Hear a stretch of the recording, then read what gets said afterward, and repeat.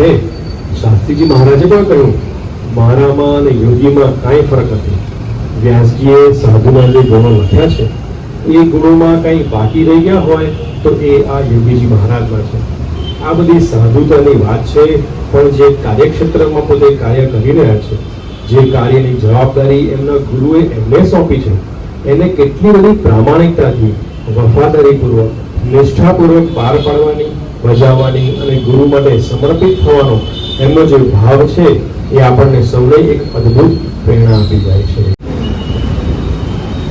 દાદાની તો અગણિત કૃપા છે અમારી ઉપર, એ ખૂબ જ પ્રાર્થના કરે છે અમારા માટે, દરેક માટે કરતા જ હશે, પણ અમારે હમણાં પ્રસંગ બની ગયો એટલે એમણે ખૂબ જ પ્રાર્થના કરી છે કે બધું સારાવાળા થશે એમ.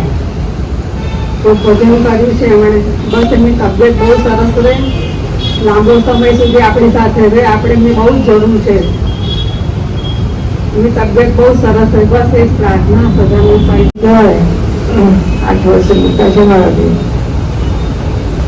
પણ જ્યાંથી સંન્યાસ લીધો છે આજે સરદાર સાથે જોયા છે, ખાસ કરીને યોગી બાપાને ત્યાં ગયા પછી જોઈ એમને એના સગાને છોડી દીધા છે. એમને એટલું ચાલે શાસ્ત્ર પ્રમાણે પટનામુખમાં અને સ્વામીની વાતોમાં પણ લખેલું છે કે સંન્યાસી થયા પછી યોગના સગાને સાથે કોન્ટેક્ટ કોઈ છોડો અથવા તો તેના સગાને કૌન કરવા. પણ ડોલર મામા પણ વાત કરે એવી મારી ઈચ્છા 2 અઠવાડિયાથી ગઈ. ડોલર મામા વાત કરે અને પહેલા એ પૂરી થઈ. અશ્વિન દાદા વિશે વાત કરું એટલે બહુ રિયાલિસ્ટિક. આપણને એમ થાય કે આપણને અશ્વિન દાદા સ્ટ્રિક્ટ છે કે છે ને, તો એવું સમજવાનું કે અશ્વિન દાદા મિરર છે. તમે બિહામણા હશો તો તમને સામે એ જ પિક્ચર દેખાશે. આપણે સરસ હોઈશું, સારા હશું તો અશ્વિન દાદા રિફ્લેક્ટ એ જ કરશે.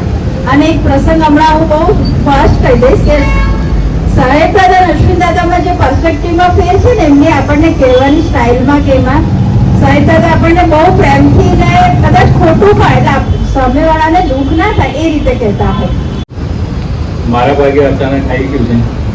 એની અંદર એક ખાલી પ્રસંગ કહું તમને, જે અત્યારે આપણે રવિવારે પ્રસંગ હતો એની અંદર ચંદ્રકાંતભાઈએ એક પ્રવચન કરેલું, જેની અંદર કીધેલું કે આમાં સત્સંગની અંદર હતા નહીં, પણ આ સત્સંગની મેં આવવા પાછળનું કારણ જે મનીષભાઈએ કીધેલું કે સાહેબ દાદાનો ઉતારો અમારા ઘરે કરવાનો, તો એ ટાઈમે રવિવાર હતો એટલે એમને મને ઇન્વાઇટ કરેલો કે ભાઈ રવિવાર છે તો તું ઘેર આવી, આ રીતે આપણા ઘરે સંતો આવવાના છે.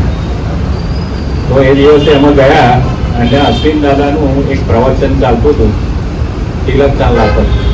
તો સત્પુરુષ મોક્ષનું દ્વાર છે એ શિબિર હતી આપણી. તો એની અંદર તિલક ચાલો કરવાની જે વાત હતી એની અંદર મારો સુપુત્ર પૃથ્વી એ નાનો હતો, પણ એના મગજમાં કંઈ ઘૂસી ગયું કે તિલક ચાલો કરવો. એટલે ત્યારથી અમારી એટલે અમારે સત્સંગમાં આવવા પાછળનું મુખ્ય કારણ જો હોય તો પૂજ્ય અશ્વિન દાદા છે. જય સ્વામી. અશ્વિન દાદાને હું લગભગ 1994 જાણું છું, ત્યારથી સત્સંગમાં છું. હું એની સાથે એકદમ તો આમ નથી એની સાથે એકદમ એટેચ, કારણ કે અમારું સૌથી વધારે એટેચમેન્ટ સાહેબ દાદા છે. એટલે જ્યારે પણ મળે ને તો મને એમ કે સાહેબ દાદાને તે મળી કે, એટલે મેં કીધું હા મળી ગઈ. પછી 2006માં જ્યારે મને કેન્સર ડિટેક્ટ થયું ત્યારે મેં સૌથી પહેલાં સાહેબ દાદાને ફોન કર્યો. તો સાહેબ દાદા લંડન હતા એટલે મને મળ્યા નહીં, એટલે એને અશ્વિન દાદાને કીધું. પછી આપણે જયેશભાઈ ડૉક્ટર છે એને કીધું. ત્યારથી મારે અશ્વિન દાદા સાથે એટલું બધું એટેચમેન્ટ થઈ ગયું ને કે મારા મનની વાત, કારણ કે મને બહુ જ પ્રોબ્લેમ થતા હતા. કેન્સર હોય એટલે બધાને ખબર છે જેને થયું છે એને કે કેટલા પ્રોબ્લેમ્સ થાય એમ.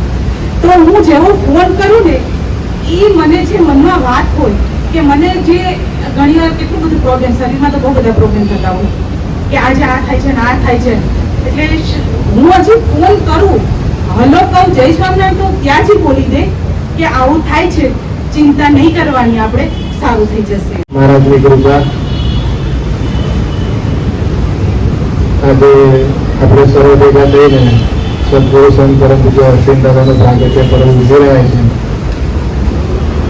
એ નિમિત્તે બધા પોતપોતાના ભાવ રજૂ કર્યા, પણ વિશેષમાં કહીએ તો આટલા ઘણા સમયથી અશ્વિન દાદા સાથે એમના દર્શન, એમની સાથે રહેવાનું, એમના દર્શન કરવાના અને એમની સાથે ઘણા બધા અંગત પ્રસંગો શેર કરવાના, આટલા વર્ષ દરમિયાન ઘણું બધું પ્રાપ્ત થયું છે. વિશેષ કહીએ તો આટલી મોટી ઉંમરે ગમે ત્યારે ખડે પગે આપણને કંઈ પણ જરૂર હોય તો વિના સંકોચે આપણે એમની સાથે વાત કરી શકીએ. એમને જે પણ કંઈ સોલ્યુશન આપે એ આપણને હંમેશાને માટે લાભદાયી હોય છે એવું આપણે સર્વને અનુભવ છે. વિશેષ કરીને મારો પણ અનુભવ છે.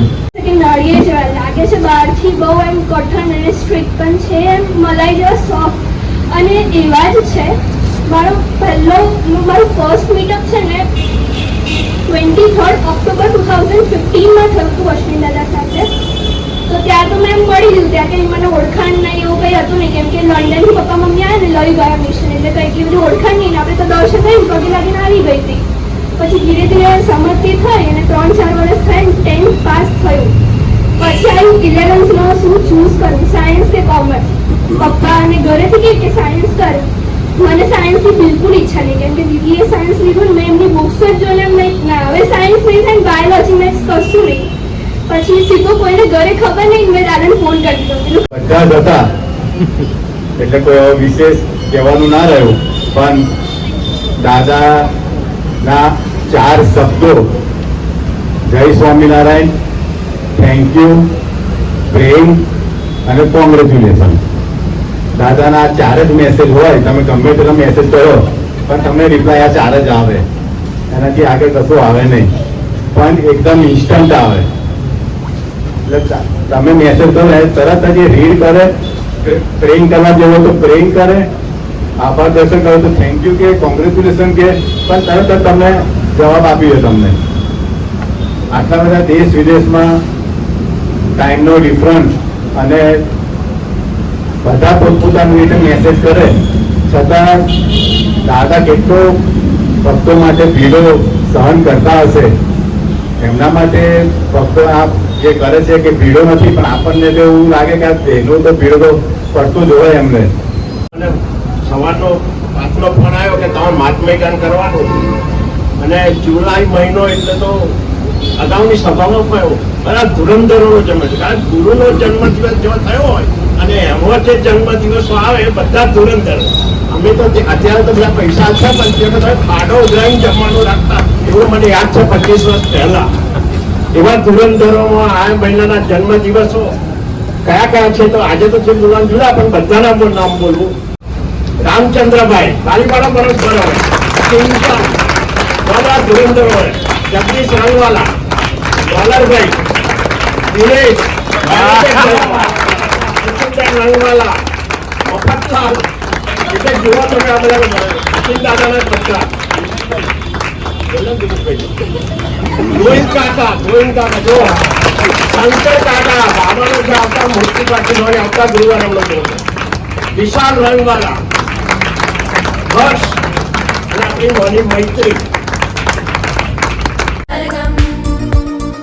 સાતસુરોની સરગમ